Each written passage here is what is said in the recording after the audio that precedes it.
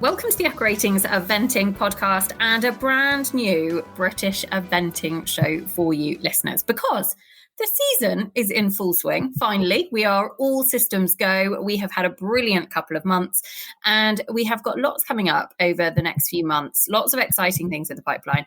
And this show is going to actually celebrate and look into a little bit more detail in terms of the Howden Way Program, because it launched almost a year ago to the day at the end of May last year, 2022. Just one of the most exciting, I think, developments in eventing that we've had for a little while. 7-figure investment into driving the sport forward, and investing in the people, the horses of the future.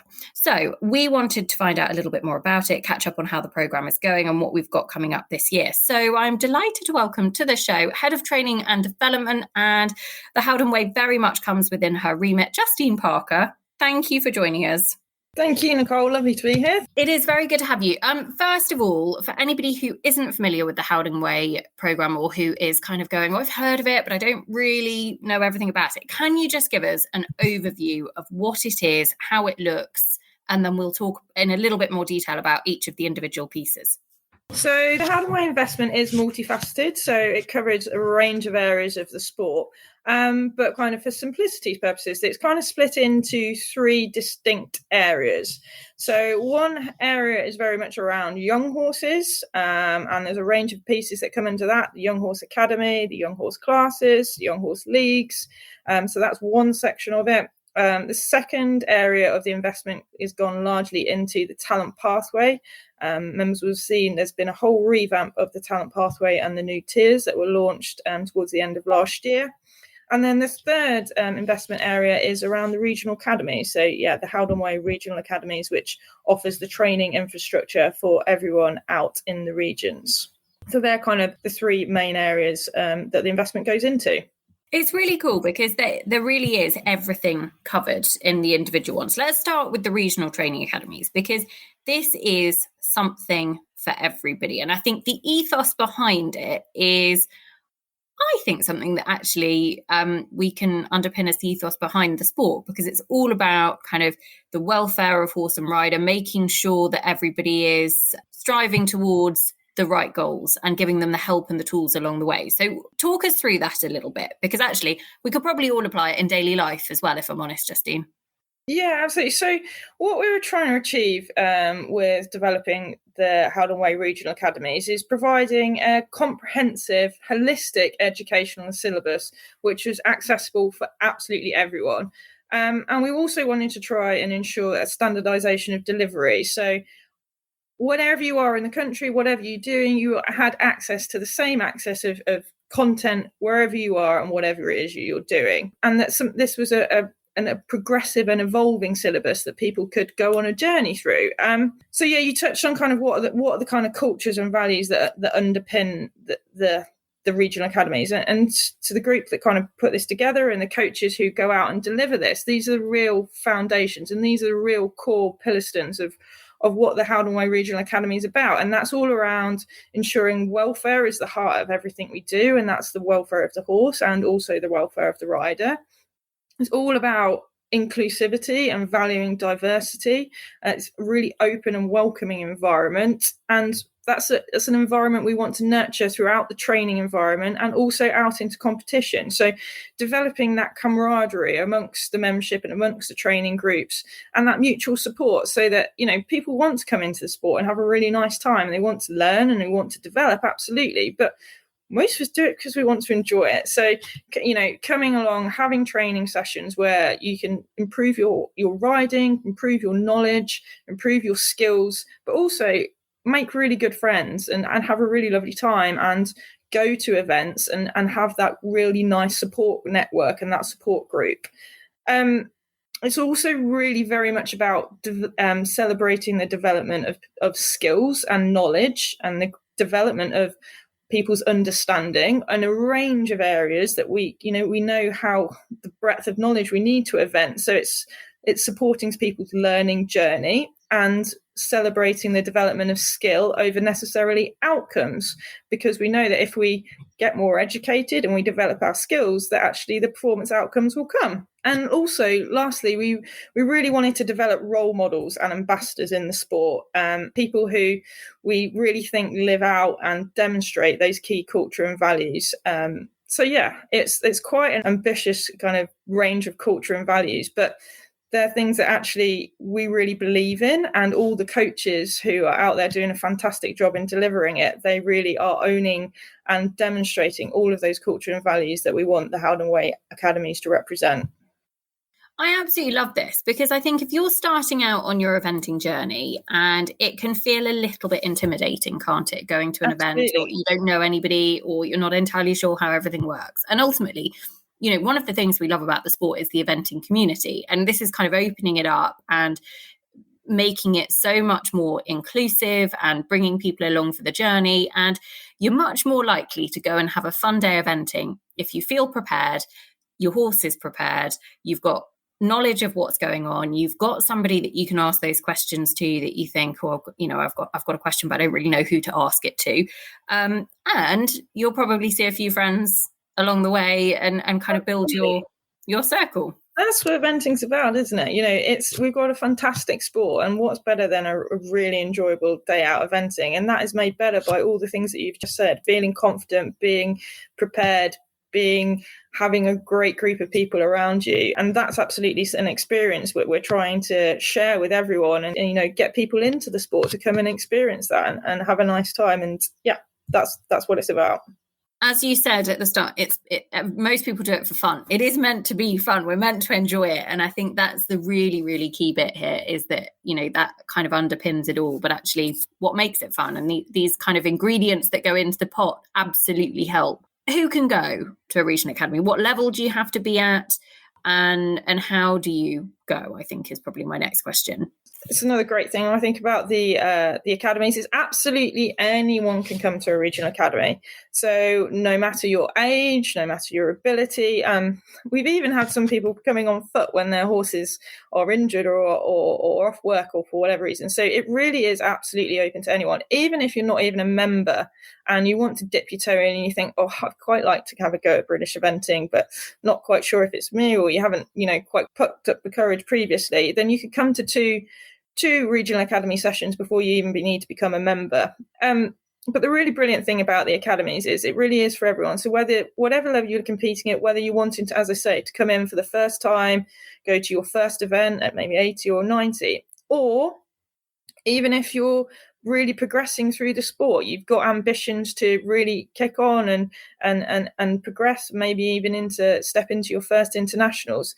How the syllabus is written and the content throughout the syllabus is written in a way that is really flexible and adaptable, so it really can meet your needs, whatever level it is that you're competing at. I think it's just really useful to touch on, like, it's hopefully as well, it's really interesting, because there are a range of topic areas that I think previously, maybe when people have engaged in training, there may be some topic areas that you wouldn't have covered. So there is a whole modules written in all of the different areas. You know, there's horse modules looking at common injuries, ailments, how's best to care for your event horse.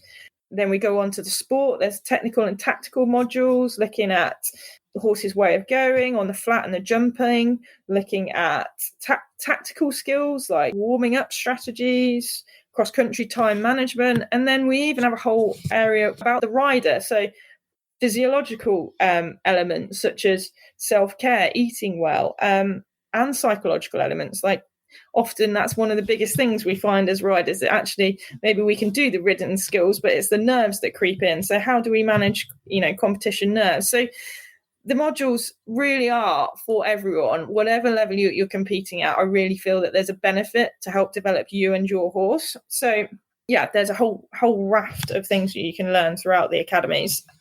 And how do you access them? So they're all throughout the country. They're spread throughout the country.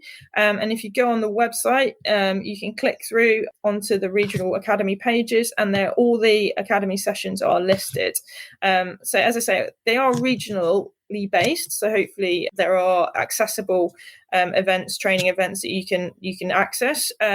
but you can go to whichever one you like. There's no fixed boundaries or whatever. If you'd like to go to a different area or whatever to train, you're absolutely free to do so. And then you just book on directly through the links on the website. So how do you find, if you've got some locally to you, how do you find the right level for you, whether you're at 80 or whether you're at intermediate level? And how do you find the particular modules that you would like to kind of focus on? Is that all on there as well? Yeah, that's all on that. So when you're booking on, it will probably sometimes ask, it depends on what the sessions are, but it will probably ask what level you're competing at. So, or what level, you don't have to be competing, you can just be training, but what level you're comfortable at. And then it gives the coaches, they're able to adapt and put you into the right sessions on the day. But it'll have all the details on the booking information in terms of what kind of areas you'll be covering on that day. And then when you book in, you can just put kind of what level you're comfortable at, and then the coaches will be able to appropriately accommodate for you on the day. I guess the other thing is the last few months have not been straightforward in terms of the damned weather, listeners. I mean, we've all been cursing. We've had all sorts of weather. It's not been our friend. Cancellations galore, and it's just been a very, very difficult, unprecedented start to the season, I think it is fair to say. So I guess the majority of these sessions actually take place on a surface in an arena, which, given the wet weather and, dare I say it, if summer eventually makes an appearance, if the ground gets a bit harder later on in the year, that actually, regardless of what external factors are happening, you can still get prepared. You can still go out, do things in an environment that actually, when you do get to your event, you're ready to go. Absolutely. And so it provides an opportunity all year round to keep developing yourself, keep making sure you and your horse are prepared for what you want to go and do. And also, going back to that bit, go and spend some, enjoy what you're doing with your friends within the eventing community. If you're not getting your eventing fixed because unfortunately some of the events were cancelled, then at least people have been able to go out and access some training with some other like-minded people, and hopefully have a good time and learn some things along the way. I wanted to ask you about the Spotlight Award, because that's a new initiative which is all about embracing and celebrating the ethos that you explained a few minutes ago. Yeah, absolutely. So the culture and values that I kind of harped on about earlier, we really do, as I said, we try and live by them. We try and demonstrate them in all of the Howden Way regional academies. So the Spotlight Award is absolutely born out of those culture and values. And what it is it recognises any members who have attended the regional academy sessions who are really living out those culture and values in practice. So they're nominated by the regional academy coaches, and then the nominations go to Laura Collette, who kindly goes through and she selects a monthly winner who is very fortunate to get a UVEX hat. So it's been brilliant. And so, the types of things that we've recognised in there is, like I said, that really someone who's really being a role model in the sport, or is, really helping to develop that nurturing and welcoming environment. So someone who's really living out those culture and values that the Howden Way represents. Love that. Friend of the show, actually, Zebra Products, supporting the new UVEX hat, which the winner gets, which is very, very cool. And they are nominated by the coaches. So let's talk about the coaches, because they're the next kind of pillar within the Howden Way program to a degree. One of the things that I think, the regional academies does is make it very much standardized across the country in terms of the quality and the kinds of things that are coached. But actually, the coaches that are getting involved are really committing to the Howden Way program, aren't they? And it's something we had Marie Ryan on actually at the back end of last year. And she explained it. We'll link the show, listeners, in the show notes if you want to go back, because she explained it beautifully in terms of kind of their commitment to this as well. Absolutely. They're a fantastic cohort of coaches, all British Eventing Level 3 coaches.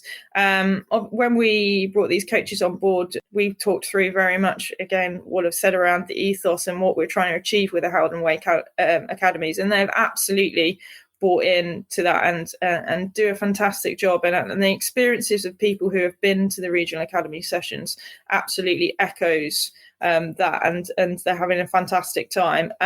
So yeah, they're a brilliant group. We check in with them regularly, and they're always what's really great is they're always feeding back on how things can evolve, feedback in terms of what the members are really enjoying and what we can do more of, and how we can develop this even further, and how we can go on to the next step. So yeah, I can't thank the group of coaches enough in terms of the brilliant job that they're doing, and really would implore anyone who maybe hasn't been to a regional academy session to maybe dip their toe in and try and experience that, because they are a really great group. They really are. They also are doing lots of CPD themselves. So they're doing lots of continued personal development. And I guess a good coach always wants to drive themselves forward as well, because every day is a school day, as they say, listeners. Let's talk about the talent pathway for both riders and horses, because this is separate to the regional academies. So start with riders. What is it? How do you get selected on Talent Pathway, and what opportunities are there from it? Yeah, there's a whole review of the Talent Pathway last year. So a couple of the key findings that we wanted to use the Howden Way as an opportunity to develop and improve upon was looking and supporting riders' transitions throughout the talent pathway. So when riders are maybe transitioning from juniors to young riders, and also particularly when young riders are progressing out of that age group category into senior level, so the kind of under 28 age group, is trying to make sure that the talent pathway could be supportive for those riders throughout, so they didn't just drop off the pathway and then get picked up, for example. So there are 4 tiers to the new talent pathway. All of the information is available on the website, but just give a quick whistle-stop tour of the talent pathway. Is that it's an annual program. It runs from January to December, and there's clear performance criteria for riders to be eligible for each of those pathways. So actually, we are able to identify when riders reach those performance criteria, and we contact them directly to invite them onto each of the relevant pathways. Tier 1 is looking at riders kind of around under 28 years who are stepping out of that young rider age group that I just mentioned, kind of looking at kind of 4-star level. Tier 2 is looking around ponies, juniors and young riders who may be aiming towards the European Championships. Tier 3 is looking at riders who are not probably in ponies, juniors and young rider age groups, but maybe not ready for European Championships immediately, but maybe aiming for that in the upcoming year or so. So that's kind of the development age. Or maybe a tier 3 rider may also be kind of a rider that was a junior last year but is now stepping into the young rider age group. So again, trying to make sure we can have that continued support throughout the age group categories. And then tier 4 is just that kind of baseline level entry into the talent pathway. And so that's looking at pony combinations who have 2 MERs at 100 or above, junior combinations who are qualified for 2-star long, and young rider combinations who are qualified for 3-star short. And the tier 4 is more regional access to training, whereas tiers 1, 2 and 3 are a central program where they have access to training, on event support, and as well as remote support actually throughout the year. But as I say, there's a lot more information and detail around that on the website. Touching on young horses now. So as I said, that's kind of a separate area of the investment as well. That's a big project area. So there's a few things that are involved there. So we have the Young Horse Academy that we recruited 6 and 7-year-old horses onto those academies last year via Young Horse Development Days. So that cohort came forward to this year. So they are being supported with regional and centralised training. They are also being supported at some of the competitions that they're aiming towards, so whether that be Cornbury or Aston 8-9-year-olds, for example. But we've also got introduced this year age group classes. So this year we've seen an introduction to 6-year-old and 7-year-old classes. 6-year-old classes are run at novice level and 7-year-olds run at intermediate. That's a really fabulous addition to the sport, something we've not previously had for 6 and 7-year-olds. And it's a great opportunity for riders and owners of nice young horses to run those 6-year-olds against other 6-year-olds. So they're running against their own age group cohorts, and same with the 7-year-olds. And it's a great opportunity for us as a sport to be able to identify those riders and owners who throughout the year are producing those really nice young horses, and ones we might probably want to keep an eye out as they go towards the Young Horse Championships and their future careers. There is also additional prize money available at those championships. So on top of the prize money listed in the schedule, the winners of the 6 and 7-year-olds get additional £250. The second place gets an additional £150, and third place gets an additional £100. So there is additional incentive for those age group horses. And is that at the each age group class? Yeah. Yeah, amazing. So actually, if you're taking a 6-year-old to a novice, why wouldn't you enter? Absolutely. So yeah, if you've got a nice 6 and 7-year-old going out, then have a look on the fixtures list on the website. 6-year-olds and 7-year-old classes are listed on there. There's classes throughout the season, so have a look on there if there's one that you can target.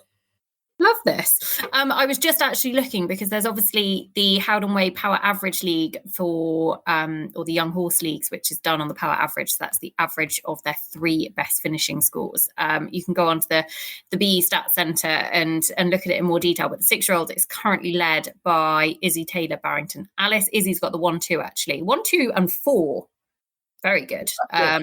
In the all of them on a sub 30 power average in the 6-year-old league.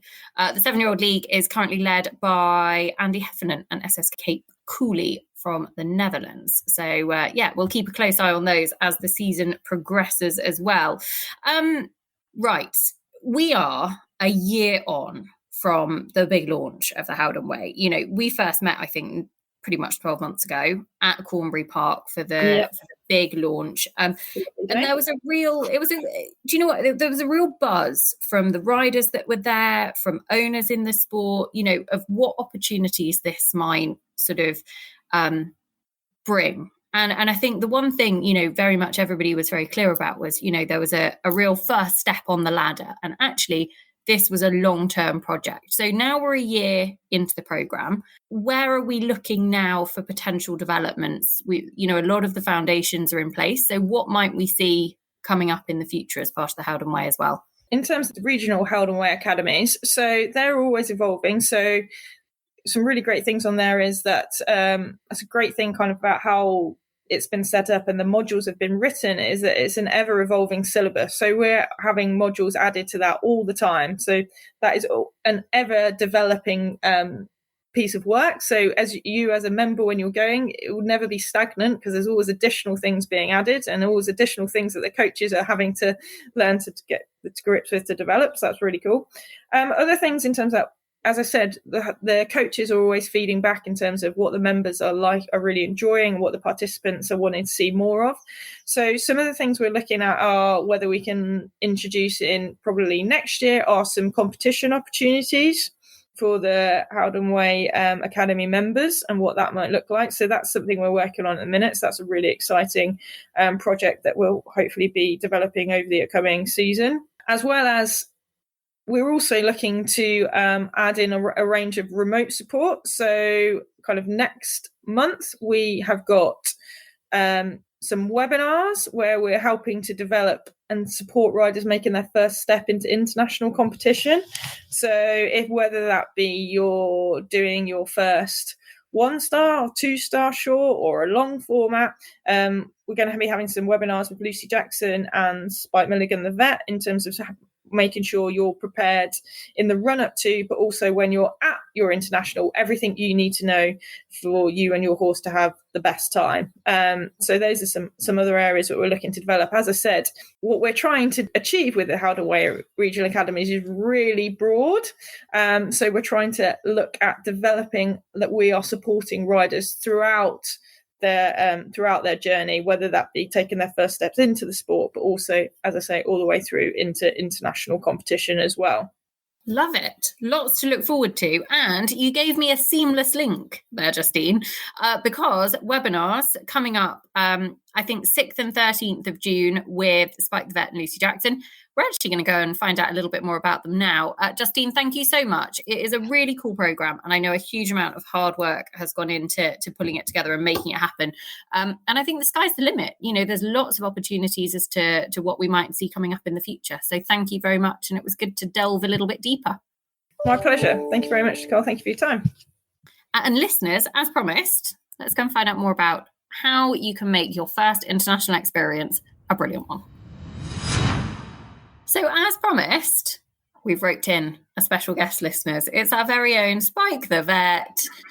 Nicole, I can't believe I'm a special guest. This is so exciting. Exciting. It's like I have a life outside of the podcast. I know. It's lovely to have you on the show. Friend of the show, as I once called Sam Watson and got in a huge amount of bother about. He still refers to himself as that, but it's through gritted teeth. Okay, let's talk about the webinar that is coming up, because the Howden Way has brought together a couple of different evenings. It's happening twice, the 6th and the 13th of June, as a webinar that is all about planning and preparing for an international competition. So if it's your first international competition specifically, but I think also if you're just not overly experienced, or you haven't been to many, or it's been a little while since you've been to an international competition and you want to kind of refresh your memory as to how things work, then this is absolutely perfect.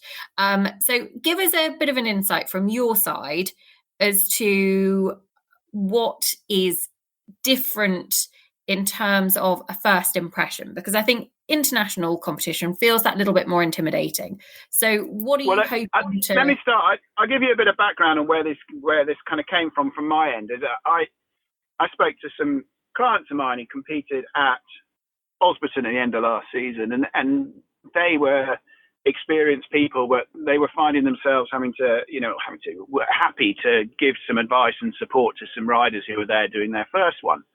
And they were saying, where is the, there needs to be this sort of information out there for people to utilize, to be able to know what to expect and how to approach, and how to have everything in place for when they go to their international, their first international, wherever that may be. And I got chatting with I've got my role with in the Howden training with the youth programs, and I spoke to a few people, and we managed to put this together, which I'm really excited about, because hopefully it's listening to what members are asking for, but also it's a way that we can give back and be in a position of providing this information. And I've got the wonderful Lucy Jackson on board to be able to give the sort of the riders, the competitors' perspective of what preparation and planning for an international competition looks like. I can give the perspective from, not maybe just from the vet, but that sort of support team, the experience of going to a number of championships now with teams and things like that, about what we look at, about how we prepare for horses going to competitions in their first international. So yeah, that's the sort of the background, and that's what we're hoping to do. I'm so excited that we're doing them. I think they're going to be absolutely brilliant. I think it's going to be chock full of not only really useful information, but hopefully things that can prevent, it's a bit of injury prevention, a bit of stuff in there that's going to be about trying to maximize your result on the day. Also going there with full of confidence to actually really go in and experience it and have it as a really positive experience, rather than, the worry or the stress, and, take those sides out of it. So yeah, I think it's going to be absolutely invaluable. It's going to be full of good stuff. And yeah, really looking forward to doing them. I love that. And actually, it's you and Lucy Jackson. And if you don't know Lucy Jackson, let me tell you, the two of them together are going to be highly entertaining. So I imagine it's going to be a very fun evening as well. Let me ask you about your side of it first, because obviously we're not going to go into the whole webinar. I mean, the questions are bubbling up inside me, Spike. I would be your worst nightmare in the audience, because I'd just be like, pick me, I've got a question.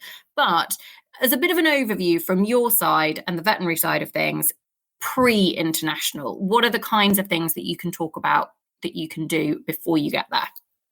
We split up these two webinars into, the first one is all about that planning and preparation side of it, and the second one is about information for when you're actually at the competition. And when I sat down and started planning for it, I was looking at it from the horse side of it, and that sort of planning kind of starts months beforehand, if not, and that's getting to know your horse really well and getting your team around you about getting that information, whether that be pre-season or an MOT with your vet, getting a good line of communication between your physio and your farrier and your coach and everyone working together, so everyone knows as much information as possible. I regularly preach about, I don't like riders being ostriches. Don't just assume everything's okay and stick your head in the sand. Don't fear finding out that there might be a niggle or a problem or something that needs managing. We want to be finding out, going with as much confidence that we've got all the information we need to be able to support the horse in the best way possible. So we're going to talk a lot about that sort of preparation and planning aspect from the equine side. So that's what, and what are the key points into making sure that the horse is ready. And then I think Lucy, from her side of it, will be looking at more from the rider's perspective and the training and the plans and the exercise regimes that go into that side of it as well. So we'll kind of, it overlaps hugely, as I'm sure you expect. But and we'll sort of, a lot of the time we'll be bouncing ideas and about how we can come together about giving that sort of combined information on it. I think there is so much. You say there that, this is months out from an event. So whether you are looking to do your first international at the back end of this year, whether it might be a goal in the next sort of 12, 18 months, whether you might be going to Hartbury, for example, in August or somewhere even earlier than that, I think hopefully there's going to be something that you'll be able to pick up and bring in. I'd also say, even if it's just the pipe dream, that actually there's probably a huge amount of knowledge and information that you could gain from both of the webinars.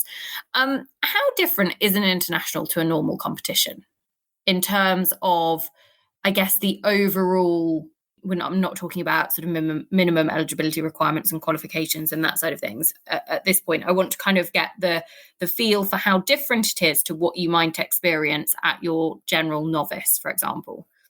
It definitely feels like that little bit of a step up, and there's and everything that goes along with it. I think you've got to know your rules and regulations. I think that's important to know the differences with that. I think there's also the emphasis on really trying to get a maximum result. You're building up to these international competitions from getting your qualification runs, and and these are the ones that you're aiming to do as well as you possibly can. And whether you're on a ladder for teams, or whether you're at the youth level, or whether you're just on the ladder of trying to achieve as much as you possibly can in the sport, these internationals do feel different. They definitely have that, a little bit of extra spice to it. Whether it's I was going to say top hat and tails, it's now just tails and crash hat, but that side of it and the dressage, which is just a little bit different and a bit more, and the excitement that comes with that, the technicality of the cross country being that little bit different, and how we can bring in little performance improvements and things to be aware of, the tension and the worry and the nerves that come with it, and therefore the excitement, but what we can do about controlling that as well.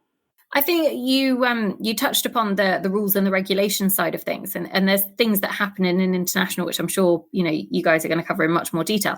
Little things like actually FEI stewards checking your equipment after your test. You don't want to be caught out with something that you've always used, and then all of a sudden realise that actually that wasn't allowed at all, and you get a big fat elimination before you've even begun. There's so much to it.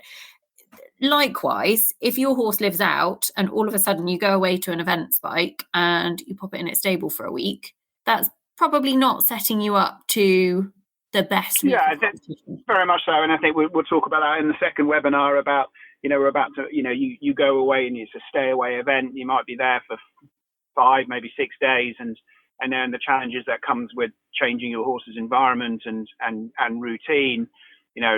Horses are like men. We're used to routine. We don't like changes, and we have to find ways to mitigate that. So, yeah, there'll be a good bit in there about that, about how we can manage that. Also, one of the other areas as well, I think, as a vet, trot ups. How they come into it, how they're part of it, how we can best prepare for that. Difference between short format and long format events, what to expect.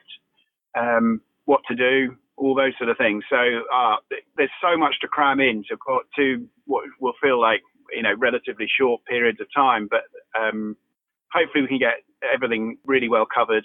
And as I say, I think between Lucy and us and myself, we can come at it from both ends of the spectrum. I think, yes, 100%. The amount of experience, listeners, is going to be absolutely enormous. There are 2 webinar sessions. You can book on them via the British Eventing website. The first one is planning and preparation. Second one is all about actually what to do at your first international competition. But as I said earlier, it doesn't have to be your first one. You could have just not done one for a while. You could be looking to refresh your memory. It's open to riders, grooms, owners, whoever it may be.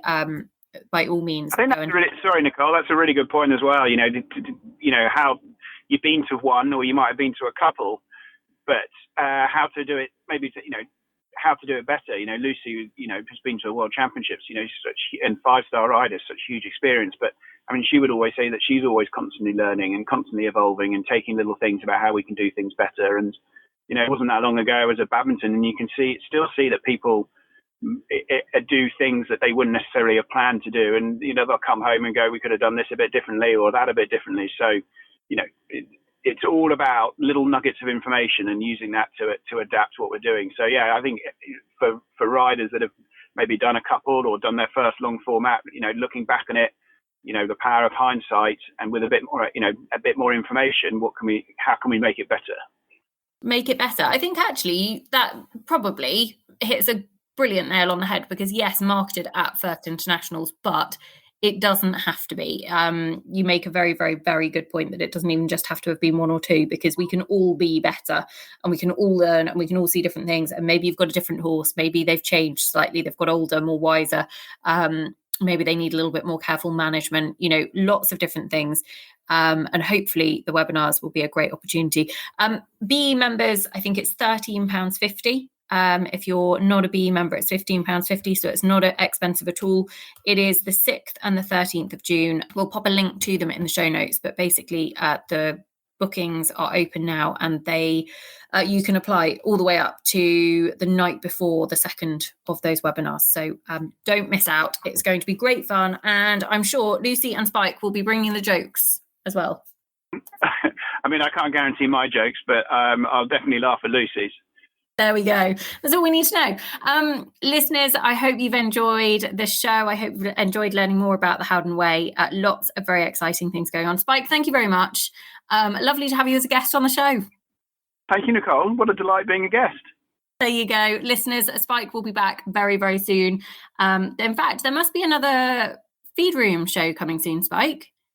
Oh, yeah. Plans are afoot. We've got further feed room. I'll be in my nice feed room. I think we've got a chandelier dangling in our dressage feed room that we decided last time when I was on with Louise. So no, looking forward to that, and hopefully I'll have a few more whole box on the agenda for the summer as well. Perfect. We'll look forward to it.